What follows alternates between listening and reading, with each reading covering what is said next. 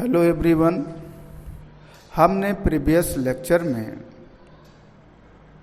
Physical quantities, उनके types, fundamental physical quantities, derived quantities, supplementary quantities, measurement और SI system of unit को discuss किया था। SI system of unit physics के सभी ब्रांचेज को कवर करती है, जबकि कई लोकल सिस्टम ऑफ यूनिट भी हैं, जैसे MKS system of unit, CGS system of unit, FPS system of unit. MKS system of unit में लेंथ, मास और टाइम के यूनिट्स मीटर, किलोग्राम और सेकंड यूज़ किए जाते हैं। मीटर, किलोग्राम, सेकंड का कॉन्साइज फॉर्म एमकेएस है। सीजीएस सिस्टम में लेंथ, मास और टाइम के यूनिट्स सेंटीमीटर, ग्राम और सेकंड हैं। सेंटीमीटर, ग्राम, सेकंड का कॉन्साइज फॉर्म सीजीएस है। एफपीएस सिस्टम ऑफ यूनिट में लेंथ, मास और टाइम के units foot, pound, second use किया जाता है। फुट, पाउंड, सेकंड का कॉन्साइज फॉर्म एफपीएस है। इन तीनों system of unit MKS, CGS और एफपीएस का यूज़ फिजिक्स के मैकेनिक्स ब्रांच में होता है।